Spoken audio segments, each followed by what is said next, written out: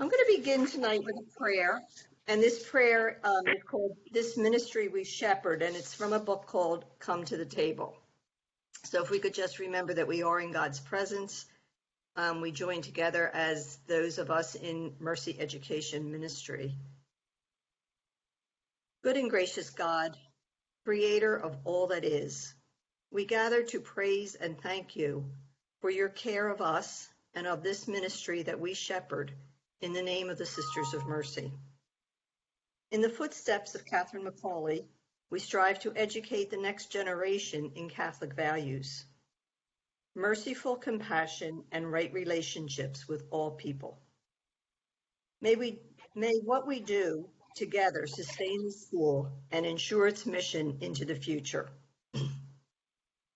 We pray that what we accomplish together as leaders will enable all the members of this community of faith to grow to their full potential and become persons God intends them to be.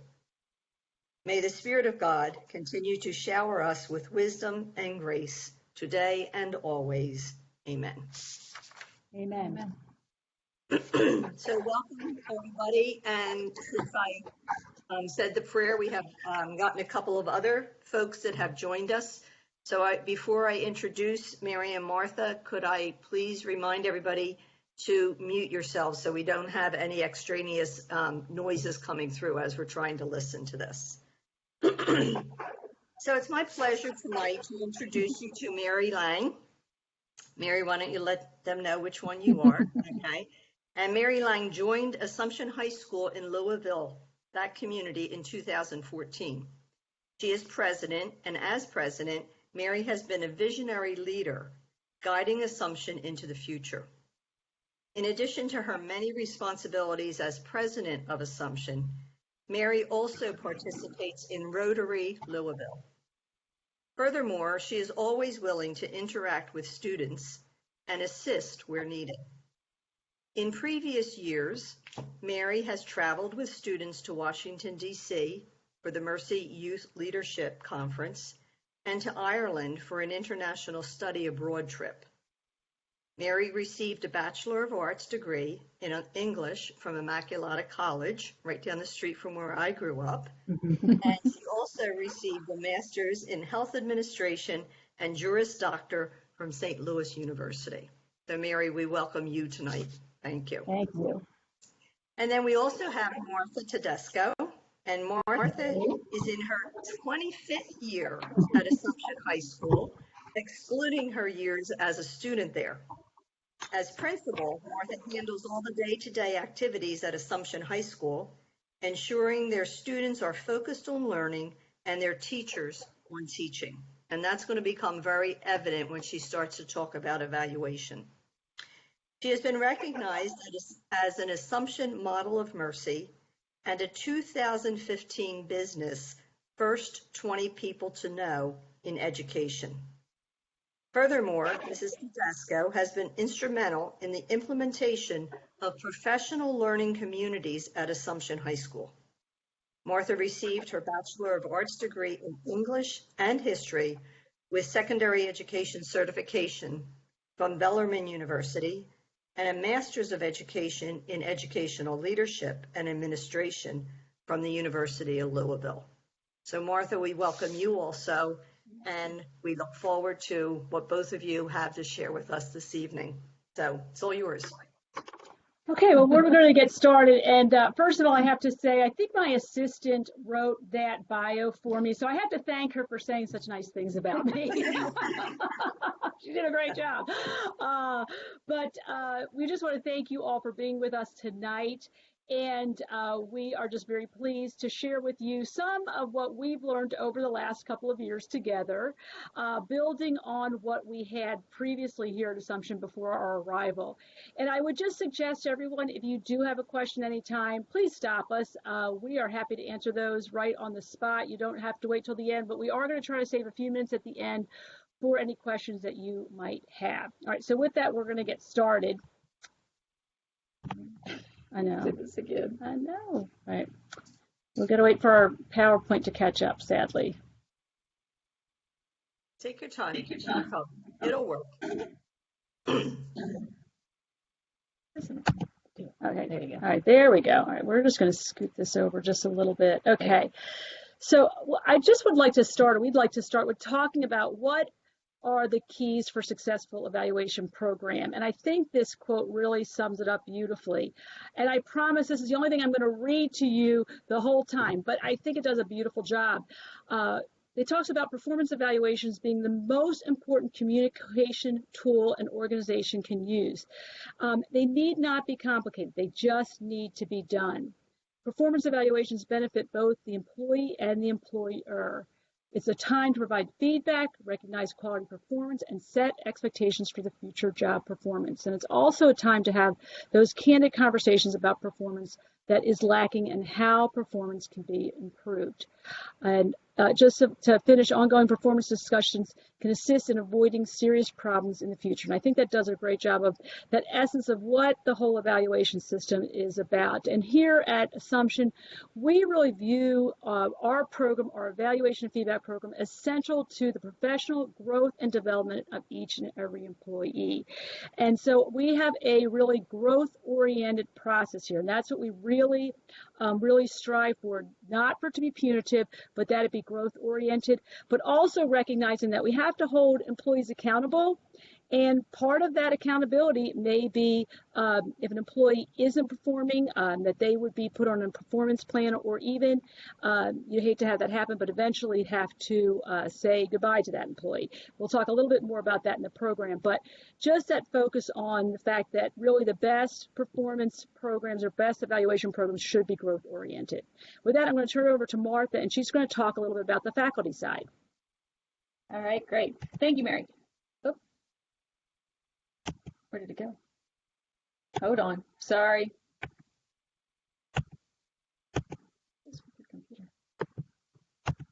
Okay, here we go. Sorry, having a few glitches. All right, so as Mary said, we're going to talk a little bit about faculty evaluation first, and then Mary will follow up to do staff as well as administration and board. So just starting with faculty, just want to give you a little bit of history. As it was said about me that I've been here for 25 years, which means I started teaching when I was like 12. But really, I graduated from Bellarmine and was able to be blessed to be hired at the age of 22 as a brand spanking new teacher. So I've been here for a while. So I feel it's important to give you a little bit of history because I want to tell you how this whole process has evolved for us at Assumption. And I know that all of you have some ideas or you have things already implemented, and our goal really is to share our story. And I hope that a couple of things happen. Either something that you're doing is affirmed, because that's my favorite thing in any kind of professional development, is to hear somebody else is doing something that we're doing and we're like, yes, that's working for them, it works for us, that's a great practice to continue doing. And then I hope you get at least one little nugget, something that might help you in your journey of evaluations as well. So just a little history. Back in my day, starting out as an English and history teacher, we have always had an evaluation process. We set goals at the beginning of the year. No one ever commented on them, though, and I usually didn't remember them until at the end. If I had a summative evaluation, I might have asked, could you give me back my goals? Because I don't remember what they are.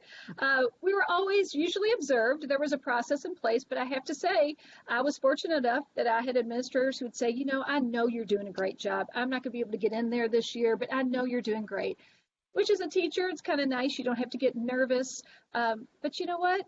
I was a good teacher, and I missed out on hearing that I was doing things well as well, or to even get that feedback of that little thing that I could tweak. So we did that. And then we always had student surveys as well.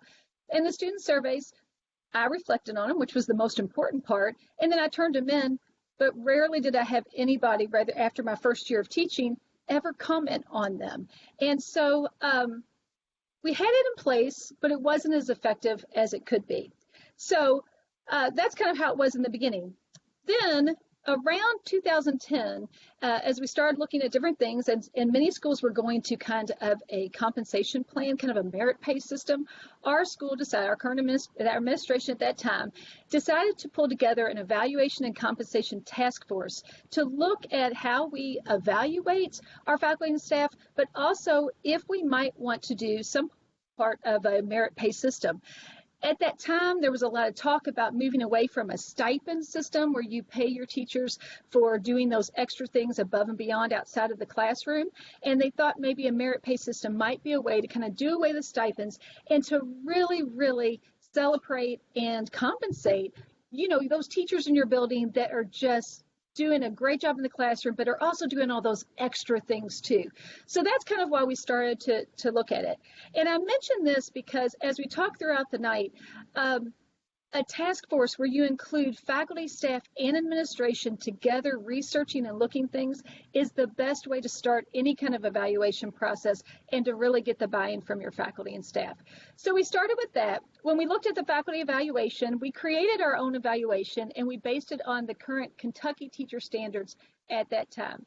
So this committee wrote the first evaluation that became a self-reflection. That was the new piece that we added, where they had to reflect on every single standard, every single Kentucky teacher standard, which I've looked at several from different states, and so you know there's lots of them, lots of standards for teachers, and they were asked to reflect and then rate themselves on a 4-point scale and provide some evidence about how they do that, couple of sentences.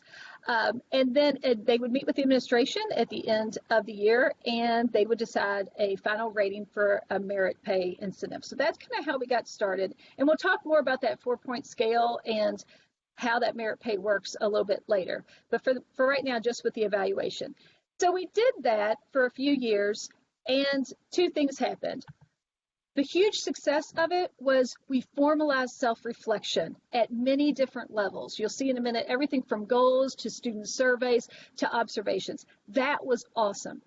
Our epic fail was that, you know, the faculty couldn't help but to focus on their grade, what their point was, what their rating was, instead of growth. Because, you know, we are our own worst students. We're like, you know how bad we are in faculty meetings. That's how the teachers were about this.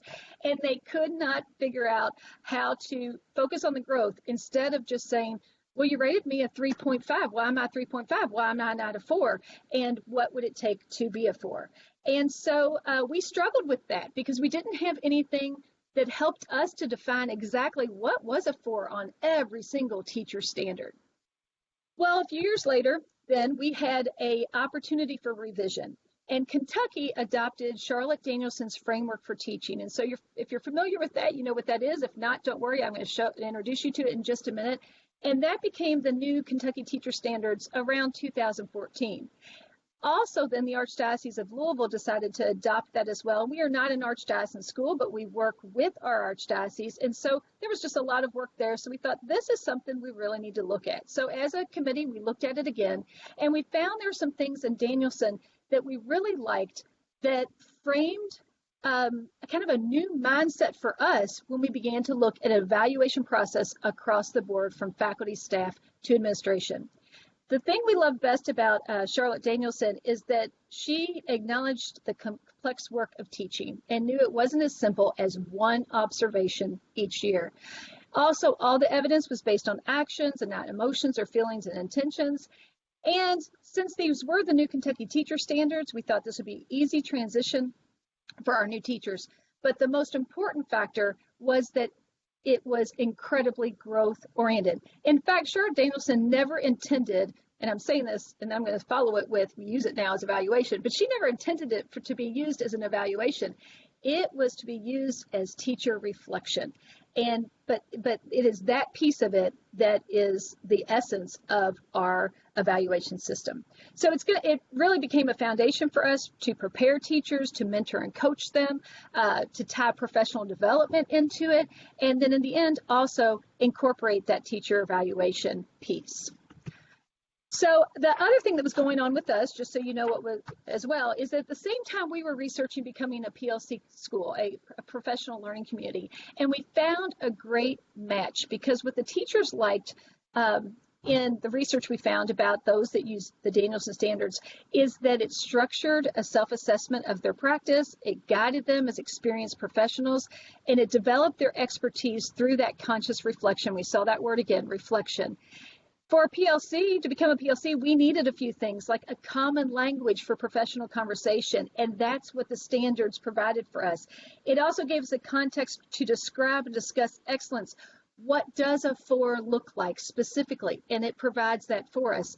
And then it also was helping us achieve our goal of higher level learning, requiring higher level instruction. So making sure our teachers, and we have great teachers, but making sure that we're always trying to be better. So we love that marriage as well.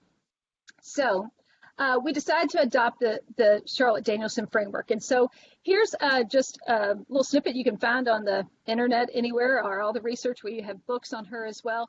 But basically what Charlotte Danielson does is she takes the framework for teaching is all of those teacher standards broken into 4 domains. You have the planning and preparation, domain 1, domain 2, the classroom environment, domain 3, instruction, and domain 4, professional responsibilities. And these are very similar to many of the state standards for Kentucky teachers. And I just bring this up because many of you as private schools, you may already use your state standards, but you don't always have to. So if you're researching something, this was a good one that we liked that our state just happened to be using.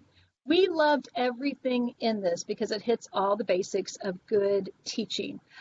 It was missing one thing that we had in our old evaluation, and we decided to bring that along to a new form, and that was a 5th domain because we are a Catholic school.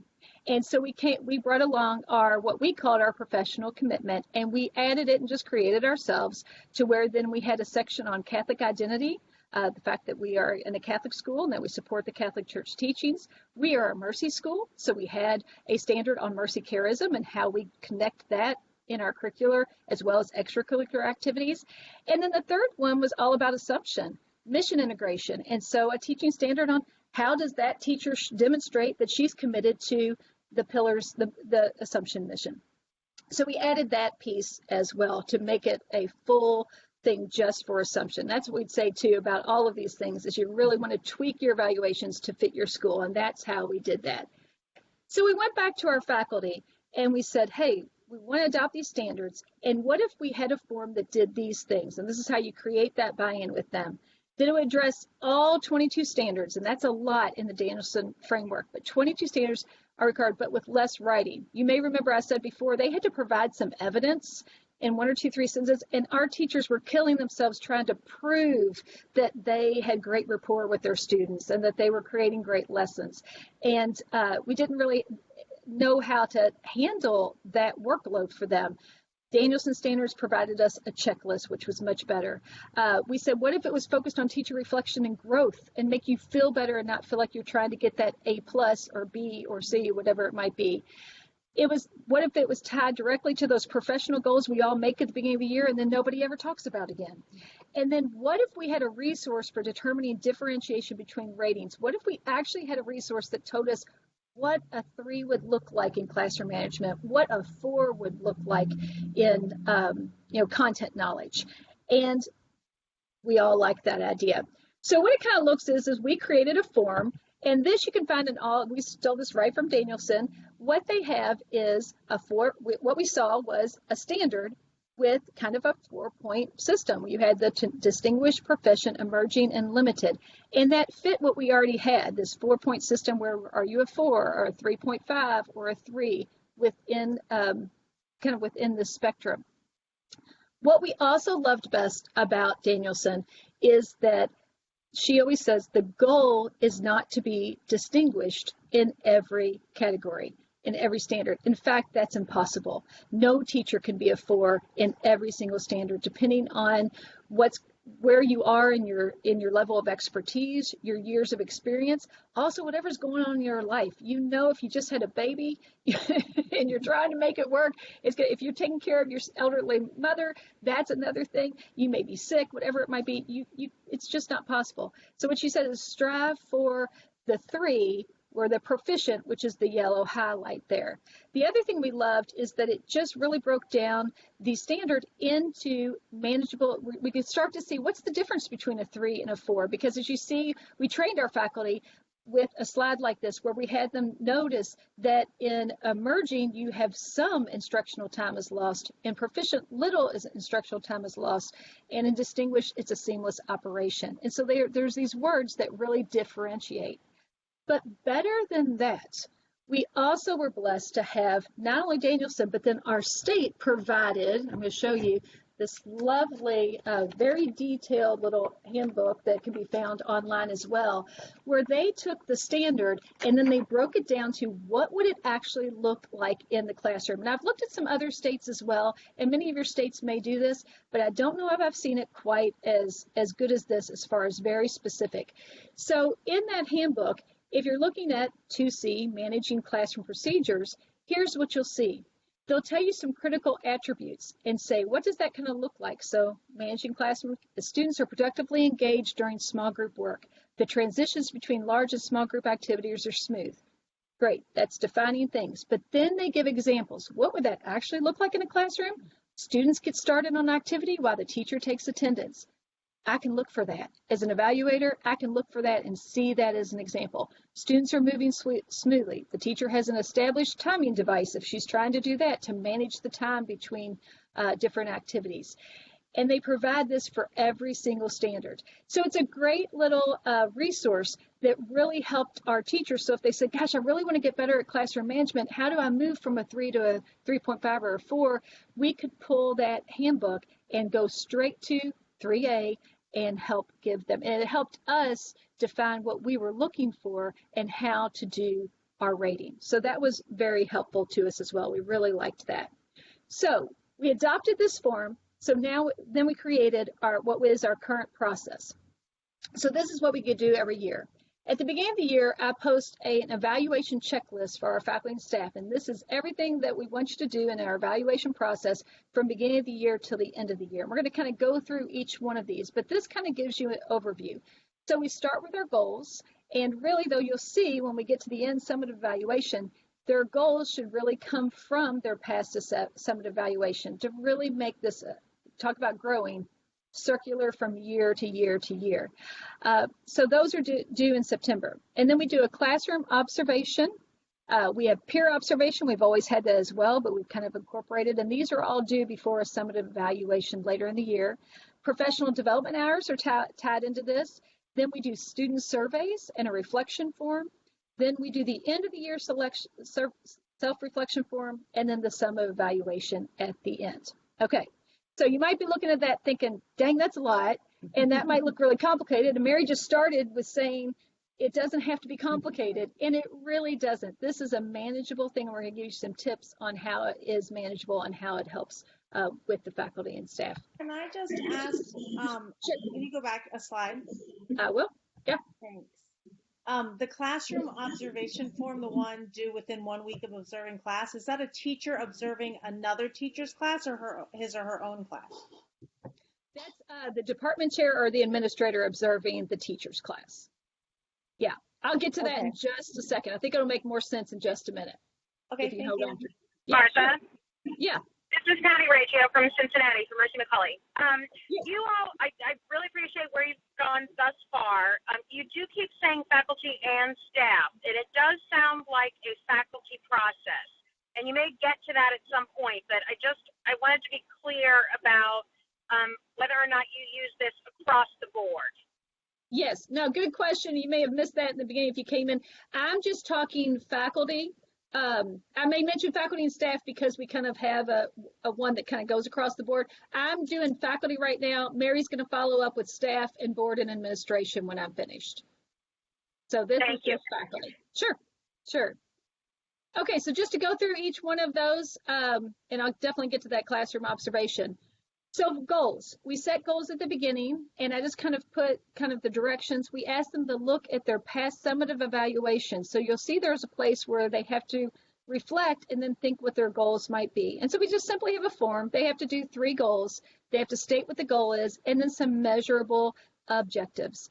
And the key to this is we used to always post goals, and I was guilty of this as an administrator. It wasn't until really kind of recently that I actually read them and then gave feedback. The only way that your teachers are going to grow is if we take the time to give feedback, but it doesn't have to be complicated. I sat down, took an hour out of my day. I have 25 teachers. We divide up our, I supervise 25 of our 80 teachers. We have 3 other deans that help me kind of do that. sit down for an hour, read their goals, shot them off an email, and just said, hey, just saw your goals. Looks great. I really love your goal about everything. Great job for this year. Super simple, just to give them that little bit of feedback. And I get emails back from teachers saying, oh my gosh, thank you. No one's ever read my goals before. Thank you so much. So that's a good, easy thing at the beginning, just to have them set their goals. So a super simple form. As far as observations, this is how we kind of use our classroom observations. Classroom observations, my favorite part of my job, but the most tedious and time-consuming part of my job. And it's the thing that, if my mistake in the past has been, if I don't put them on my calendar at the beginning of the year, it's February and I have 23 observations to do, and that is just insane. And so what we tried to do first with the observations is try to make it manageable for all of those who are required to do the observations and to share the load. So we kind of came up with a system, and you may have something similar, this is ours, where if you're brand new to Assumption, then we do the most observations because you're trying to get to know us, we're trying to get to know you, and we want to give you the most support possible to help you ease your transition into our school building. So new faculty, they have 2 classroom observations by administrator and 2 by the department chair, and then 2 by their mentors. They actually have some unofficial ones by their mentor as well. That's what we do with them. Our faculty, 1 to 5 years of experience, you get 1 administrative observation and 1 department chair. Then we start to make it a little bit more manageable. If you have 6 or more years experience, assuming that you're growing as a teacher and you're doing what you're supposed to be doing and it's very effective, then we alternate where 1 year you're observed by an administrator and 1 year by a department chair. And that really works. Unless you have a teacher who is struggling a little bit, and then you just kind of back it up and say, you know what, I'm going to come in too. But it really kind of works and helps the load be manageable. And then we have another thing for those great teachers who get to teach in more than one department. They kind of get a double doozy in their department chair year. So that's how we kind of make the classroom observations manageable for those who have to do the observing. Before our teachers are observed, they're required to turn in a pre-observation form to their department chair or administrator like 24 hours beforehand. And we just ask for some basic things so we can see how they're planning. Just includes a detailed lesson plan, objectives of the lesson and measurement, and specifically which standards would they like some feedback on. And so that's always a helpful process as well. When we get into the actual observation, we use a basic observation instrument, but it is tied specifically to those standards. So there's a place for general observations. I love to do a narrative, teacher began class on time, took attendance, whatever it might be, quote things that they say. But then we also we make comments on the standards that are observable. And the first 3 are observable that you can see. They're planning and preparation for their lesson plan. And then 2 and 3 is what they're doing in the classroom. Then we comment on their instructional strengths. And then we comment on their feedback and any other growth areas that we might recommend. The most important thing to make sure that you have, again, growth is just dependent on feedback, is that we always schedule a post-observation meeting with that teacher within 1 week of observing. And again, I've made this mistake before too. I don't put it on my schedule. 2 days pass, a week passes, 2 weeks pass. I finally meet the teacher. I can't remember my notes from what she said. She doesn't remember what she taught, and it's not effective. So I always try to do it within 48 hours. When I'm scheduling the observation, then I go ahead and schedule the post-observation. And I really try to keep myself on board just as a best practice. I try to print out all the teacher schedules and tentatively put them on my calendar for the entire year. I don't tell them they're on my calendar. I wait till the week before. And then I look and say, okay, I've got Daniel Ham I want to observe on Wednesdays. That still look good for me? Yes. I shoot him an email. Hey, I'd love to come observe you during B block, or I could come C block. What works best for you? And then we go from there. And I find if I do that, then it's not February and I haven't observed any. So you all would be very proud of me because I've already done 7. So you can clap silently for me because I've done 7. So I'm very happy because it's November and I'm starting to pace it out. So those are just some tips with that. But that post-observation meeting is so important. And I used to always think I had to have that form where I'm typing up this stuff on them, instructional strengths and growth areas recommended, completed before I meet with them. And I don't always have that, because sometimes I have questions like, well, why, did you think about doing it this way? And then they have a good reason why they didn't do it that way. And I'll comment on that. At post-observation, we discussed. And what I found is, if I don't have, I've got my notes and I have my questions, but if I don't have it completely filled out, then it's less evaluative and it's more growth oriented, because it's a discussion between two professionals and we are just trying to help each other out. And then I take the time after I meet with them to finish up my comments, make it look pretty, and then I share it with them and confirm that everything looks good based on what we said. So just a few things with the observation. Another thing that we've always done is a peer observation as well, and we encourage our teachers, they have to observe one other teacher who either in their department or not in their department. I sometimes love the ones that are outside of their department, outside of their content area. It's amazing what an English teacher can pick up from a science teacher's classrooms. Great teaching strategies work across content areas. And so that's a really neat thing for them to do. But we try to make that manageable too. We're on block schedule. We have 80-minute classes. It's a lot sometimes to give up your they try to observe during their plan time. So it's a lot to give up your 80-minute plan. Our teachers are busy. So we say you can do an 80-minute observation. You can split it up and do 2 40-minute observations on 2 different days, or you can do 4 20-minute. Just get in there and see something. And what we find, what our teachers are looking for is, it's all very positive. They want to find something that affirms what they're doing and maybe a nugget of something that will help them become a better teacher. And then they just fill out the form. They have to comment on a few of the standards, and they post that for us as well. We always encourage them to try to do that earlier in the year. If it's really going to be effective, you want to do it while you're teaching, not at the end, just to check it off your list.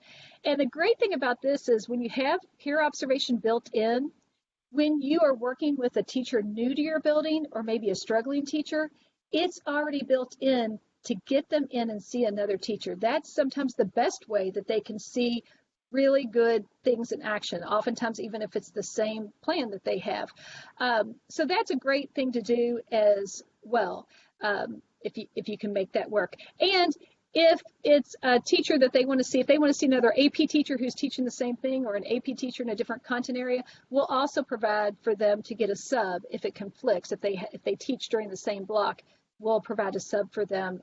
They write sub plans, and then they can go observe as well. So that's a key piece with that one. All right, so then next is professional development hours.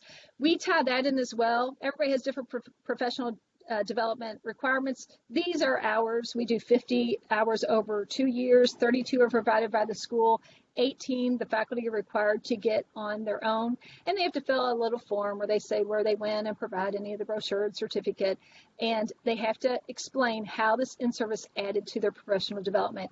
And I have to say, since we've been doing this process, tying it to standards, the teachers reflecting, for the first time in many, many, many, many years, our teachers are actually picking professional development opportunities that match their goals. And I always say, when I say that, I always want to be like, oh, yay, that's what it's supposed to be. Because it always before, it's like, oh my gosh, I need 4 more hours. Let me just go see whatever I can find this summer. And this has really stopped that from happening. They're really looking, they're coming to us and saying, do you know of anything on critical thinking skills? I really want to work on that, whatever it might be. And it's just been a really neat thing when you see it all work together, reflecting even on how they need to professionally develop. So that's been a neat part as well. And then we also have student surveys and reflection. Like I said before, we've always done student surveys, and we do those during the class time. Faculty have to plan time for that. We do them online, and they're not optional for the students. We want them to do that. A couple things about student surveys. We tell the teachers that this is for their reflection. Student surveys are not the tool you want to use to decide whether or not you're going to fire a teacher or not. If they think that we're going to use this tool to fire somebody, they will be scared to death to use student surveys. Student surveys are all about growth and reflection, because truly, if you've got a teacher that needs to be fired, it's probably going to come out well before you give the student survey. You're going to hear about it in other ways. So it truly should be growth oriented. I'm a logistics person, so one thing that's really important about student surveys is that we require our teachers to not survey every class, but you'll see in a minute kind of our schedule, but we have an administering schedule. We kind of break it down to when departments should be giving them at different times of the year, because the worst thing you can do to a student is to have her have a week where all she's doing is taking student surveys in all of her classes, because by the time she gets to that third survey, she is done.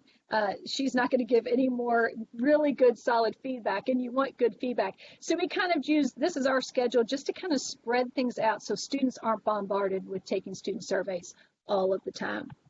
The student surveys themselves, like I said, we don't require all teachers to survey all of their courses. They get to choose, but a lot of them go ahead, and I encourage them to survey them all, and then they can pick and choose which one they want to send to me, because it's supposed to be about growth and reflection. So you can see there, faculty who teach semester-long courses do 2 classes, and full-time for us is 6 classes, so it'd be 2 of their 6.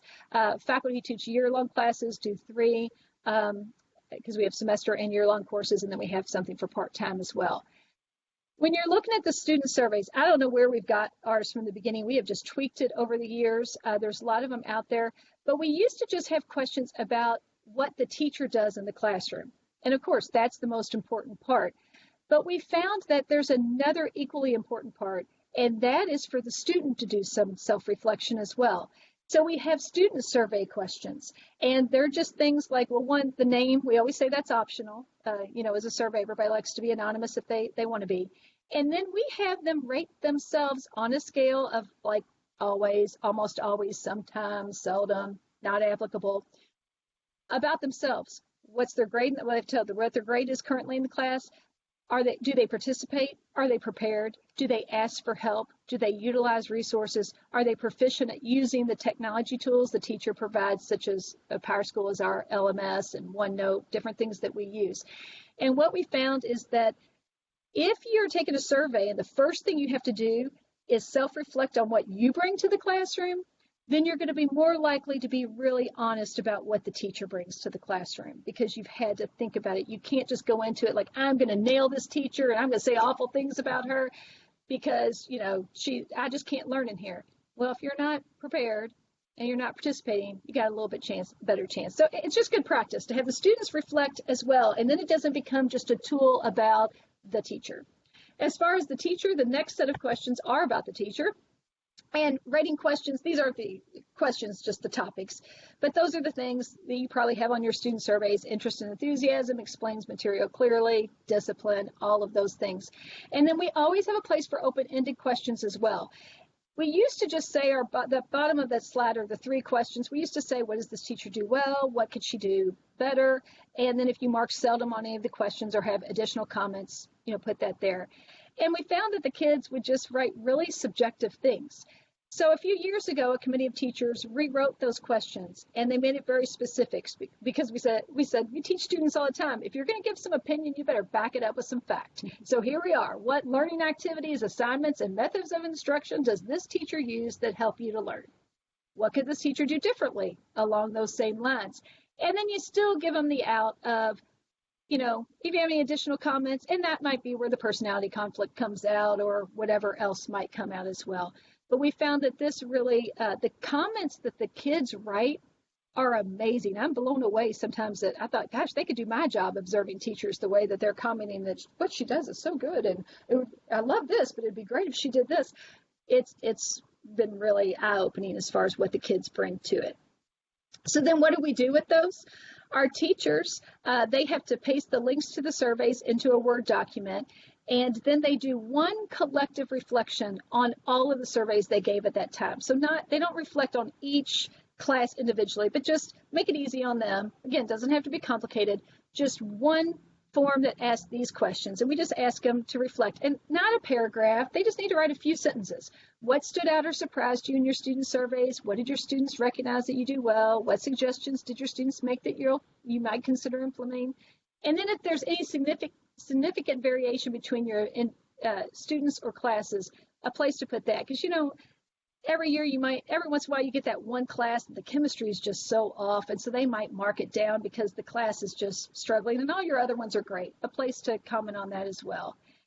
And then the other thing that we do, remember, they're going to reflect, they're going to share that with you. And again, it doesn't have to be complicated, but if you can keep growing that teacher by giving just a little bit of feedback, it goes a long way. I just did some tonight. It's 6 o'clock here, so we were sticking around, and I started looking at a few that have already been posted. And again, that short email, just, hey, looked at your surveys. Oh my gosh, that's great. I copied and pasted one comment. Love this comment. Keep up the great work. I had another teacher who gave his earlier this week, and he's about a 3 years of experience teacher. He knocked on my door. Do you have a second? I've got to talk to you about this comment on my surveys. And it was that comment that, came out of nowhere. You have no idea what the context is. This kid is saying this about how he never allows anybody's opinion in this class but his own. And I've been in this class. That's not the case.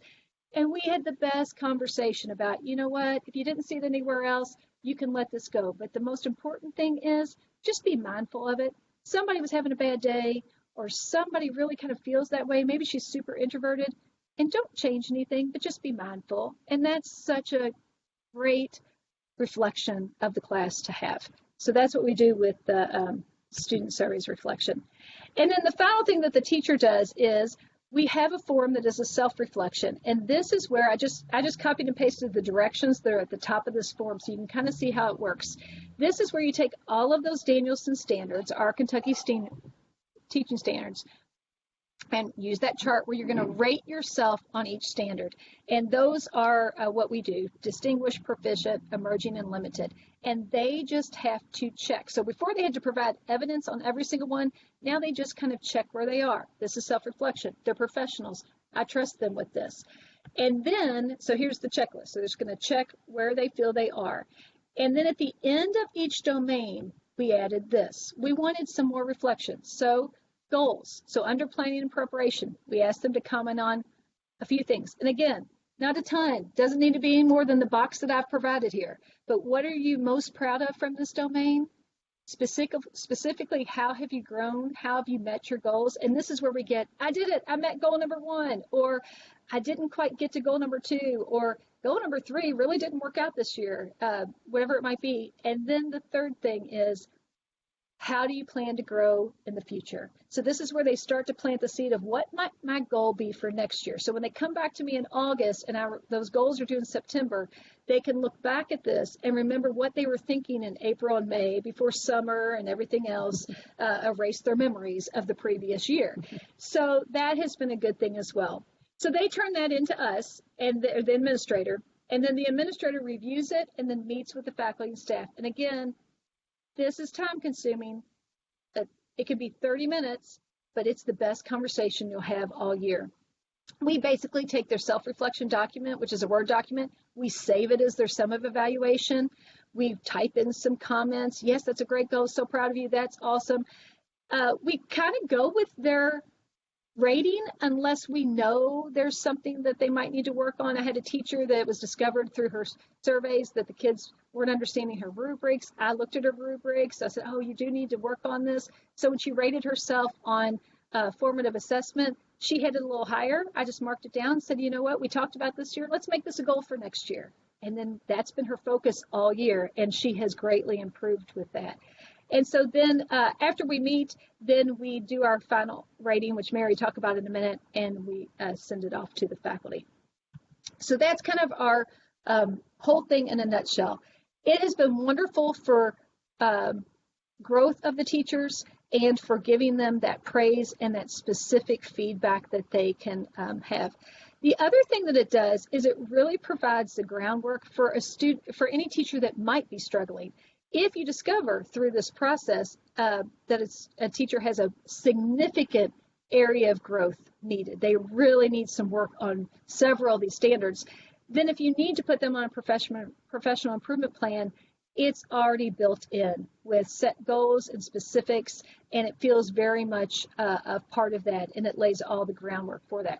Mary's going to talk a little bit more like what that form kind of looks like and what we do when it gets to a point where you need to put a teacher on a professional improvement plan. But this whole process really lays the groundwork because it's a part of the conversation. growth, feedback, growth, feedback, growth, feedback, and that's what we're working towards with our teachers. So that's what I have. Does anybody have any questions about the teacher side? And then we'll move to staff and board with Mary. Go ahead, Nope. Laura. Okay. All right. Laura, This is Krista. This is Krista from Mercy Montessori. I had one question, going back quite a ways actually. When you had the examples of like the high rubric indicators that you said, I think the state of Kentucky had provided, you held it up too. What's the title of that document? Yes, it is. Well, it's a framework for teaching, but honestly, if you adapted by the Kentucky Department of Education, if you just Google Kentucky Department of Education teacher standards and look for the framework for teaching, this will pop up. It's super easy to find. If you can't find it, email me and I will send you the link. Wonderful. Thank you so much. It's been an awesome resource. Go ahead, Laura. Yeah, I have a question. Mary, when you were talking about giving feedback on the goals, just managing the workload with all of your teachers and being able to give that kind of formative feedback in real time, do you have a particular platform that you use that allows you to, look at the goals and, give teachers, feedback on a timely basis? Well, like where are teachers posting this to? Yes, good question. We have an internal SharePoint system, and so we have an evaluation page, and we have all of the forms and documents as links on that page. So the teachers just click on it, click a new form. They're all, for the most part, Word documents. They type on it, and then they just upload it to that page. So it's an internal SharePoint system that is just organized in that way. So I can go to that page, pull up a teacher's, look at it, and then shoot them an email right away with my comments. Okay, thanks. And I would just add that page, and there's several areas in SharePoint that only administrators have rights to. So we do have them protected. So not everyone can access all of those documents or all the goals. Is SharePoint your internal, is that what you call your course management system, or what you have behind your password protected side? It's password protected, absolutely. Yeah. It's password protected, but it's not like the LMS that our teachers use for their agendas and their grades and all of that. It's separate.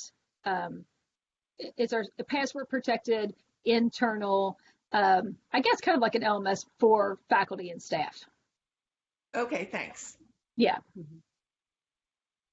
All right, well, Martha's covered the faculty piece, so I'm going to move on to staff evaluation.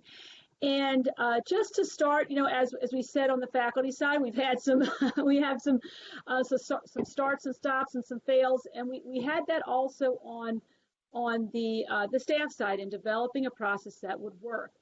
And it really does take some time and effort to find a process that's going to work for you, just as it did for us.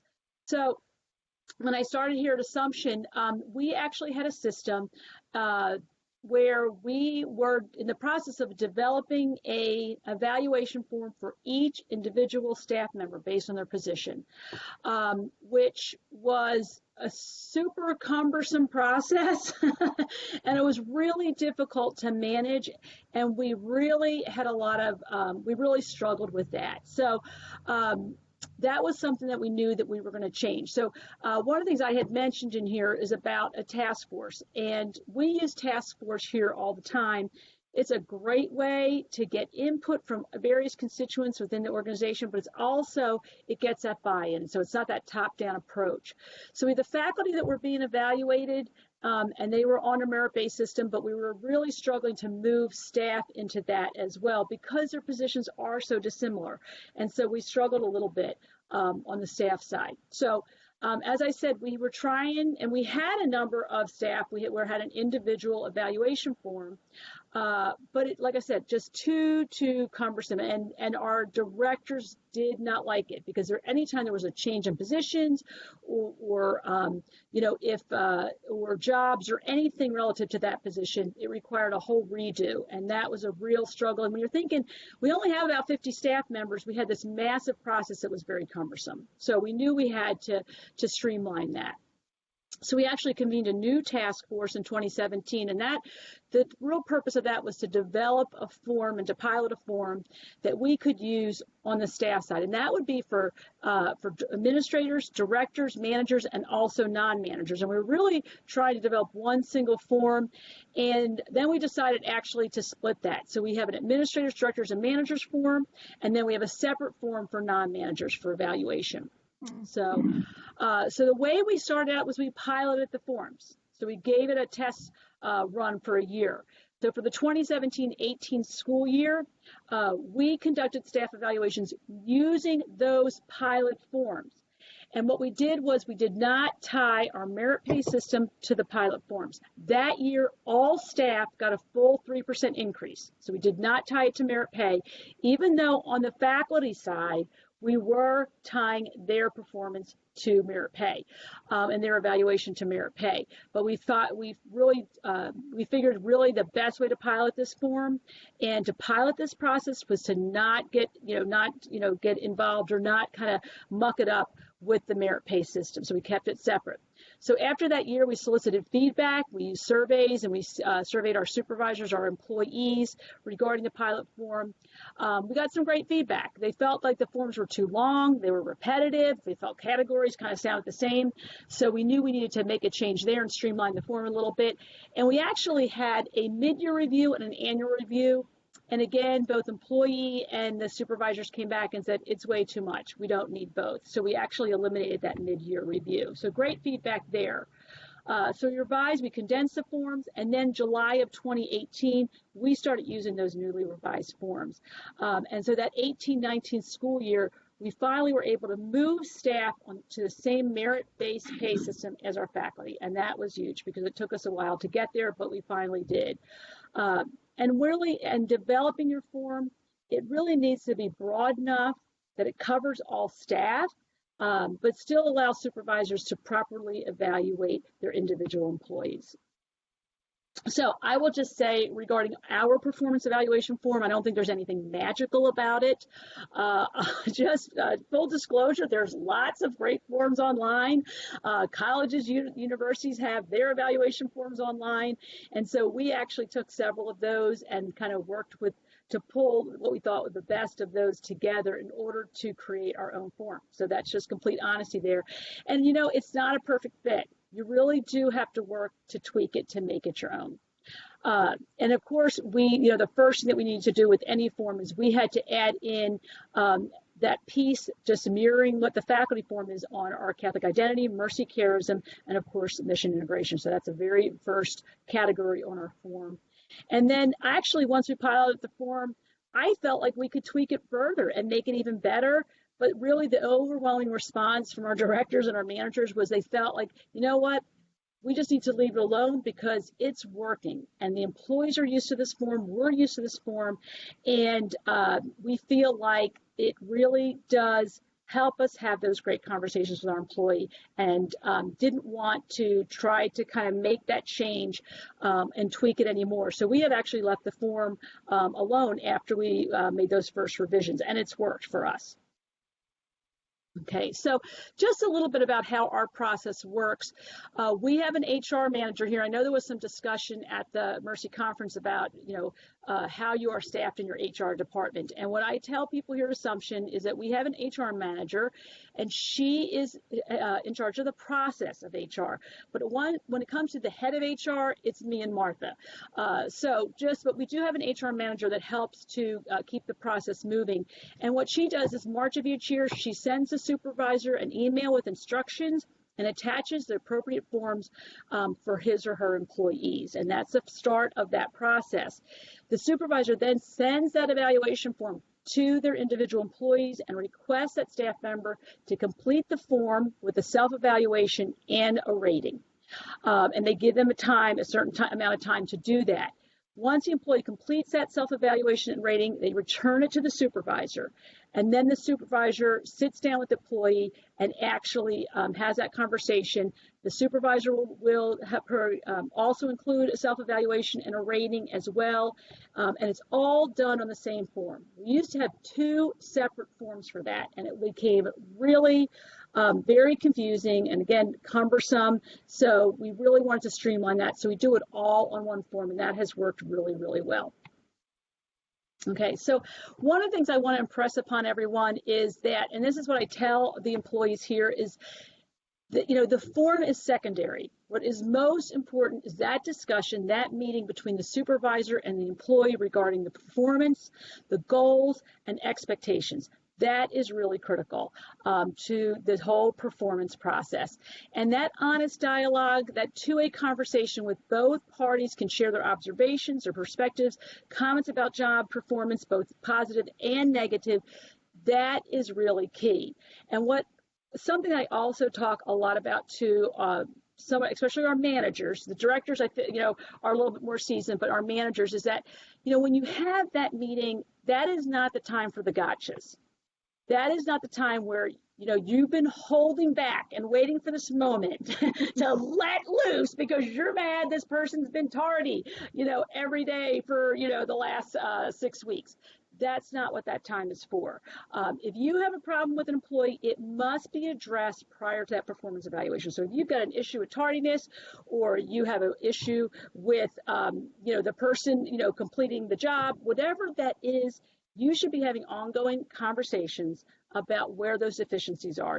Don't save them up for that performance evaluation.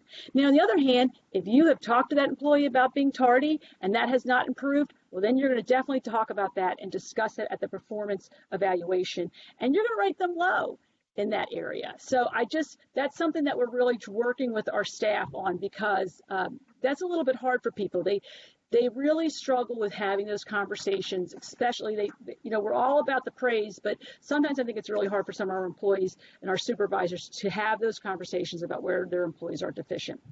So our supervisor is to return that form to our HR manager no later than July 1st. And to help get everyone to comply, even myself, to meet that deadline, we hold the supervisors base pay and merit increase, I should say base increase and their merit increase, if they don't have their forms back by July 1st. So they don't get their increase until those forms are, their performance evaluations are submitted to HR. And it works. I make sure I get mine in every single time. Well, and it was those of us, the leaders of the school, and not just but the deans, we were those stragglers. And so it's like, we, as the leaders of the school, we really have to meet that commitment to each other, to our employees, to get that done on time. Okay, so our evaluation form, again, I'm saying this, I don't think we have anything magical. We do organize it around 2 categories, and that was because they wanted, the feedback that we got is to streamline it. So our professional commitment, and that reflects our agreement to each staff member to carry out the mission of Assumption High School and communicate our school's mission statement. That comprises 20% of our rating, and then we have a professional performance rating. That reflects the daily work, production, and outcomes for each staff member, and that's 80% of the overall rating. And so then we have performance factors that are listed under each of those categories that help determine that rating. Okay, so here's just our example of performance factor for professional commitment. And this is ours around Catholic identity, mercy charism, mission integration. This reflects exactly what comes from our faculty form. We wanted those two to mirror each other, and so we did that. And then this is a performance factor around professional performance. So this one is building trust and providing outstanding service. And so we've listed the different criteria, and I will just say this is a director's, manager, and administrator's form. So we've got higher level expectations around those individuals. And even though our non-manager form also has a category on building trust and providing outstanding service, the expectations are a little bit different. I don't want to say they're lower, but they're different. So we do have higher expectations around the leaders of the school. But that just gives you some of the examples from our current forms. And then this is what our form looks like. This is our year-end evaluation form for managers, directors, and administrators with explanations and directions, and also the ratings. And I'm going to get to the ratings in just a moment. But I thought I would show a snapshot of that document for you. And then this is just one of the standards from our form. So just a kind of a snapshot so that you can see what it looks like. And as I said, we hear reflection comments. We'll have the employee put their self-reflection, and then also we have the supervisor put the self-reflection, all in this box here. Just like Martha said, it doesn't have to be, you don't have to write a long volume. It can be something straightforward and short. We don't want to make this burdensome for people. And we ask them just to do it in 2 different inks so that we know which one's the employees and which one is the supervisors. And then there's self-rating here by the employee and then supervisor rating here. So a little bit about our rating system and merit pay. So Martha had mentioned about we score based on a 4-point scale. And we mirror, so this the staff side, we mirror what the faculty side. So 1.5 is unsatisfactory, needs improvement. 2 or a 2.5, emerging, developing. 3 or 3.5 is satisfactory, very good. And of course, 4 is excellent. And really, no one can be excellent all the time. You will have people who will stand out. They'll be excellent in a category, but it's really impossible to be excellent in everything. So our expectation for our employees is to be a 3, to meet that 3. That's that satisfactory, very good on both the individual criteria and the overall average, okay? And then, so what we do is each year we announce our base pay increase and also our merit pay increase, and that's based on budget. So that's something that we have to build into our budget, that we have to get approval from the board. And typically we offer or we provide a 1% base pay increase each year and a 2% merit pay increase. And I'm just going to talk a little bit about the kind of some of the hiccups that we ran into early on before we adopted this system of basing it on a 3.0 average.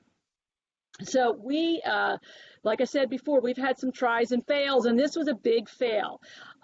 We originally had a system where we tied merit pay to those with the highest ratings. So if you had the highest ratings, you received the largest pay increase. And if you look on, if you do any reading about this, that is supposed to work. That is supposed to work because that's supposed to really reward your A people, and that's supposed to motivate those B and C employees.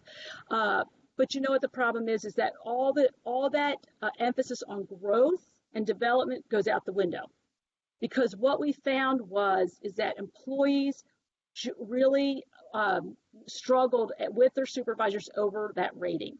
So they, we rated, if you rated someone a 3, they felt like they needed to be a 3.5.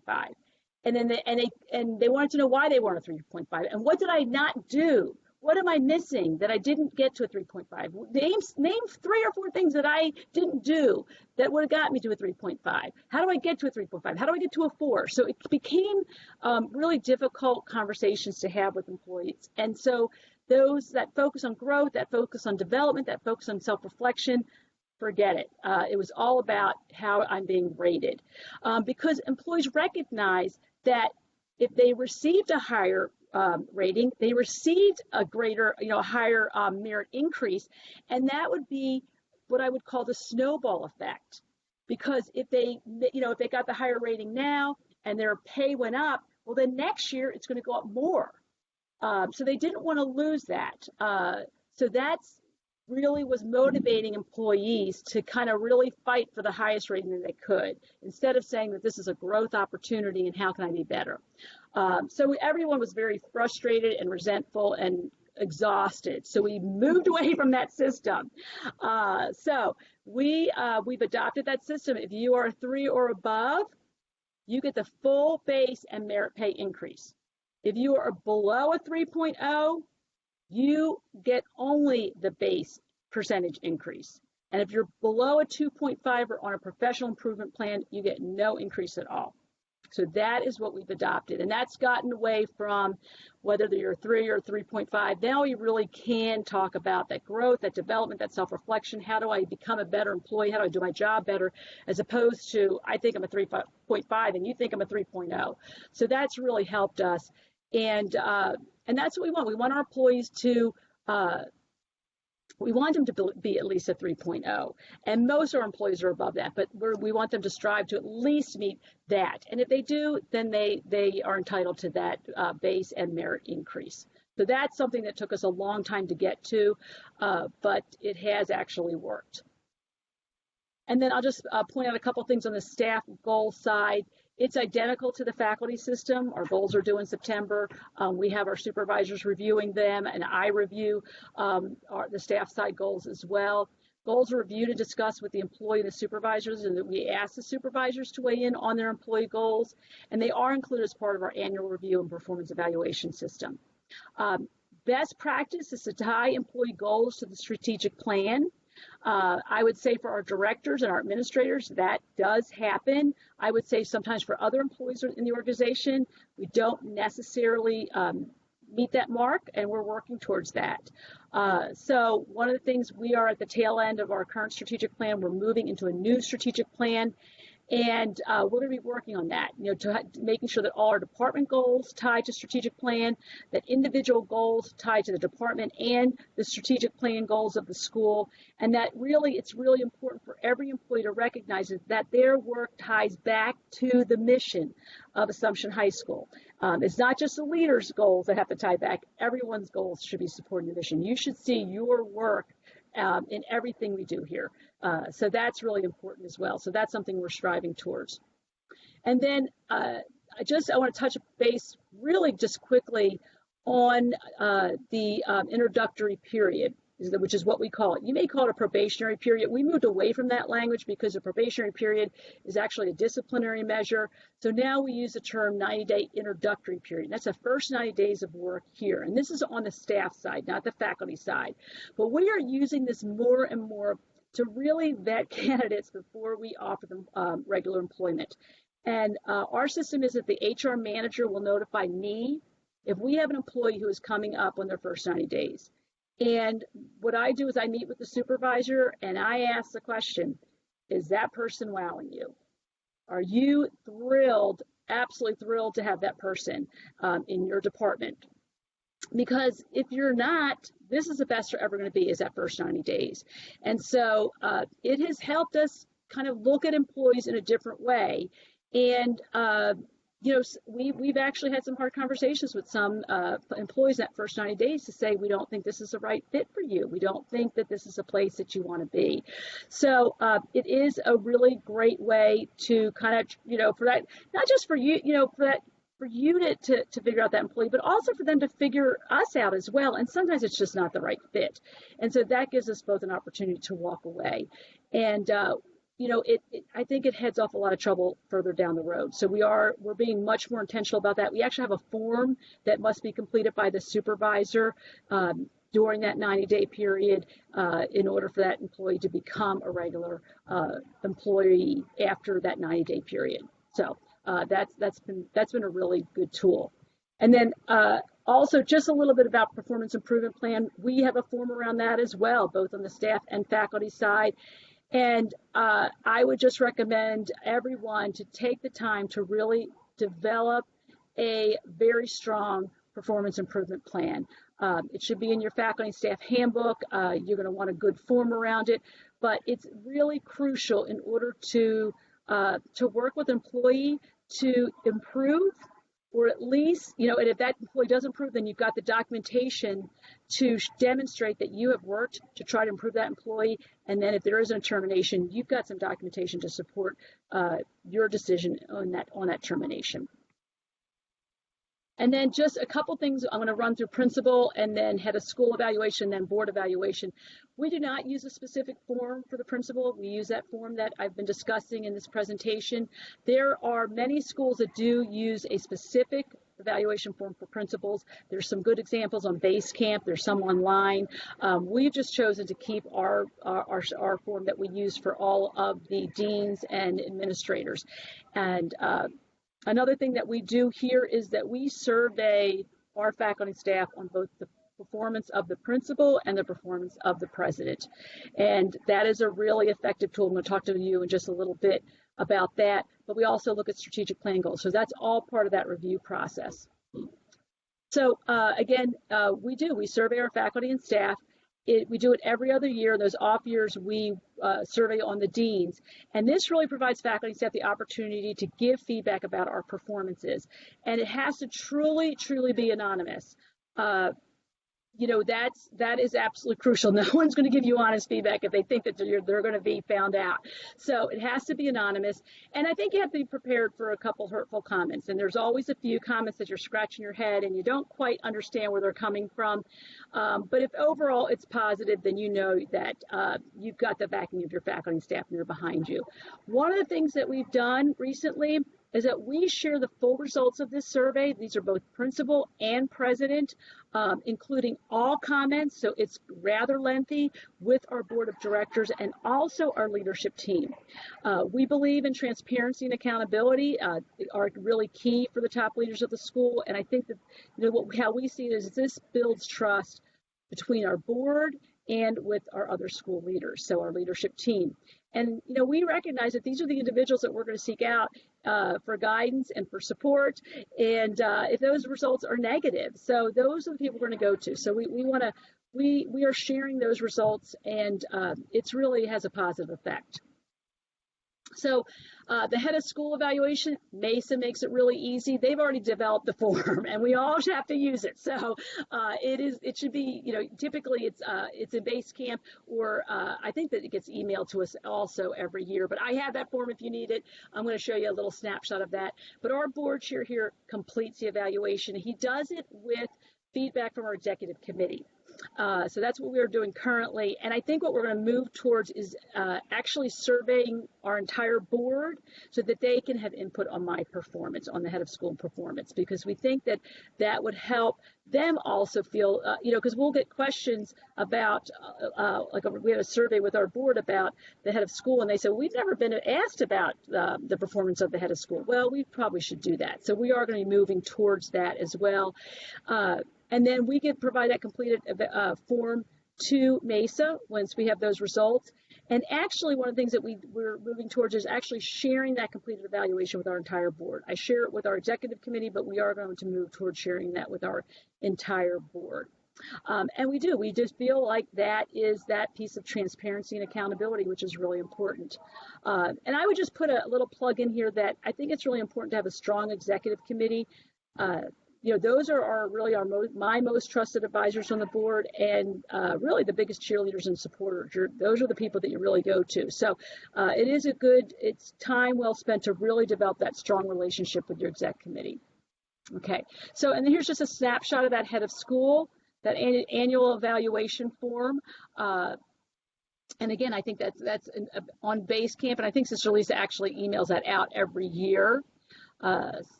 And then regarding the board self-evaluation form, again, Mesa makes it easy. The form's already developed. And really what I love about the form is it also serves as a roadmap for our board on what they should and shouldn't be doing.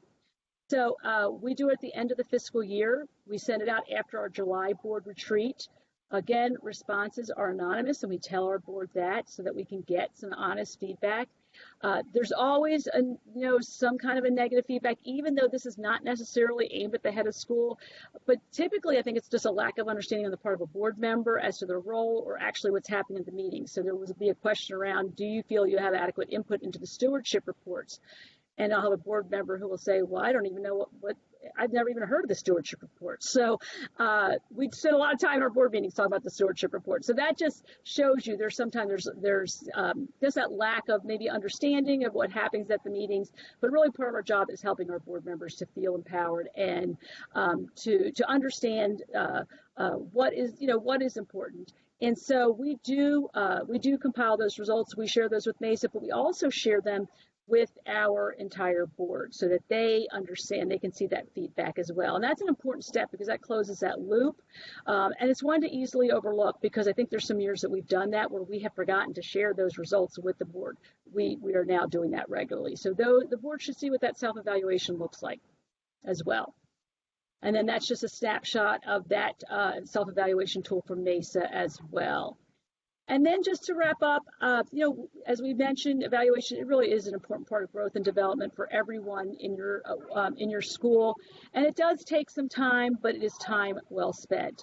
And really developing that system, executing it consistently, the results will be is that you will set the bar high regarding expectations for your faculty and staff and their performance, and that's really key.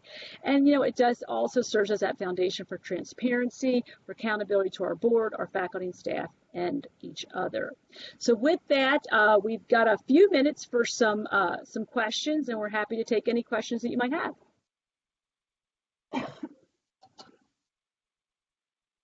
If you have any questions, just pop in. Just make sure you're unmuted yourself.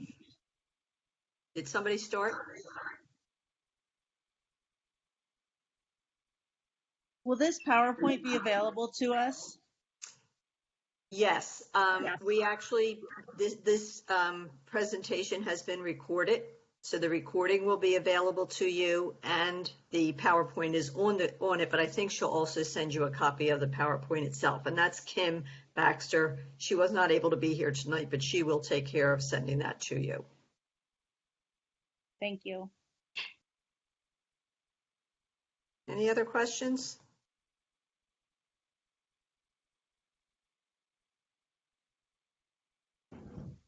I would just like to thank you too.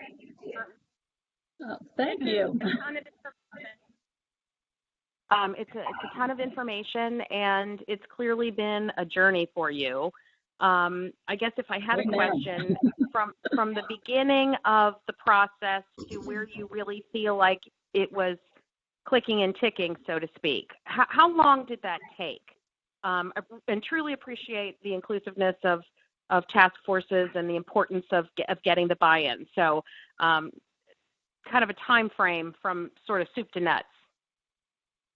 How would you say? I think it's been probably about 4 or 5 years on our side. Yeah, I would say about 4 or 5 years. With the faculty, a little bit longer, just because we started with that rating system that Mary talked about that was just not good, not well received by our prior administration.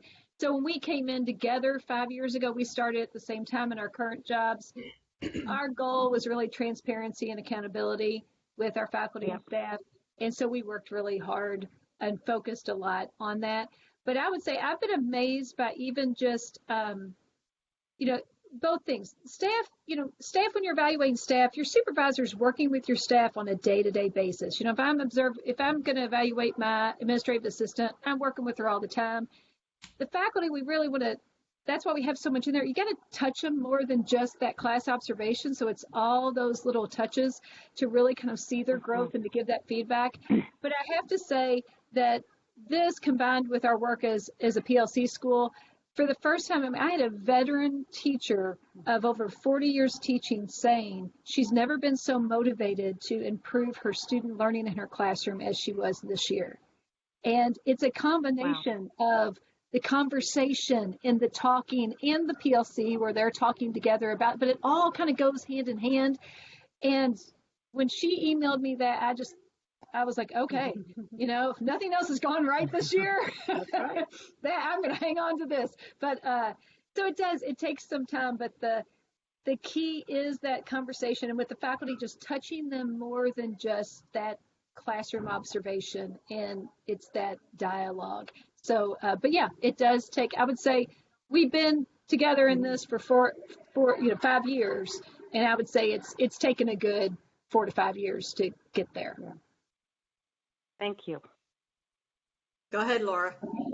I have a question on the faculty side of things. If you have a teacher and they're needing remediation and they're on a personal improvement plan, do you withhold their contract, and when do you initiate the plan, and do you withhold their contract until the end of the year until they've shown improvement? Well, on our professional improvement plan, you kind of have to outline what you're going to do. So if it's a teacher that needs to improve on something, we'll set a timeline for things. So for example, we had one teacher on one who kind of started at the beginning of the year, and from at that beginning of the year from the end of the previous year. And we kind of set a timeline. Okay, we're going to go from now to December to see if we can improve in these areas. And so we kind of set a timeline. September, your department chair is going to come in, then your administrator is going to come in. Then we're going to meet. If we're still seeing problems, we're going to repeat this again for the next few months. And then December, we're going to make a decision. Is it starting to work out or is it not? So we were hoping by January that we would kind of either the writing's on the wall or we've made significant improvement and we're taking them off of the professional improvement plan, because you're going to start advertising new positions in February, you're going to start hiring in March, and then you're going to start giving those contracts in April or May. So from the teacher side, if it works like that, where you have it at the beginning of the school year, try to work onto a timeline that works into your timeline, but allowing the teacher to improve, or if it's not improving, you're having that constant conversation, so then it ends up that the teacher can see this isn't working out as well. So I don't know if you might have something similar or different. Yeah, and what Martha's outlined is pretty much how we would follow it. And I would just say that on the staff side as well, if we have someone on an improvement plan, we kind of set up how long, and typically it's 3 to 6 months. Mm-hmm. We'll reevaluate, and we've had, one of the I think more difficult situations that we found ourselves in is when we had someone coming off an improvement plan who had improved, but by the time the contract came around, all of those things that she had improved upon were back to where she had started, and we still had performance issues. And so then then is it like, then you've got to make a decision. Are you going to say we're putting you back on an improvement plan, but we're still going to offer you a contract? Or we're going to say, you know what, we've given you a chance, and we're going to cut ties and we're going to terminate you, and we're not going to offer you a contract. So those are some those are the situations you need to kind of hammer out in your organization, have some conversations. It's never bad to get an employment lawyer, and if you've got one, to just kind of bounce it off of that person, the scenario, your attorney, to say, here's what we're up against, what do you suggest? In that situation, we ended up because the supervisor did a good job, even after that improvement plan ended, saying we're still seeing issues, and documenting those. And we felt like between the improvement plan and the fact that there was weekly meetings with this individual and there was documentation to support these weekly meetings, we felt like we had enough to be able to say, we're not going to offer you a contract. Right. So I think each situation is going to be unique, and you're going to have to make those decisions on whether you're going to offer a contract or not. Thanks. Mm-hmm. And I would just say good documentation. I tell people, document. Even if you think you have enough documentation, document some more. It really is, when you're talking about an issue of poor performance and you think you're going down that route where this might be an improvement plan or a termination, to really that documentation, that communication with the employee is really critical.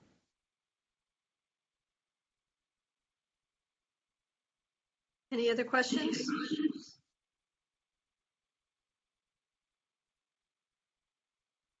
Mary and Martha, I thank you so much.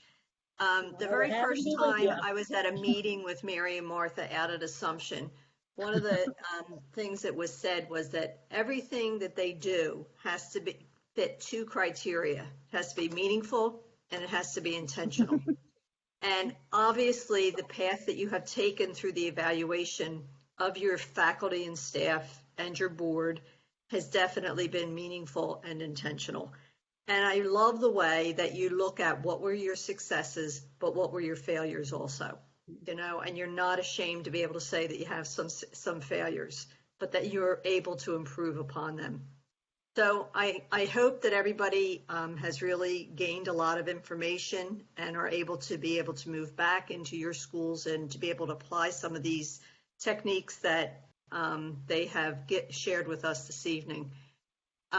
The PowerPoint presentation and the recording of this will be available to you, and Kim Baxter will be making sure that you get that.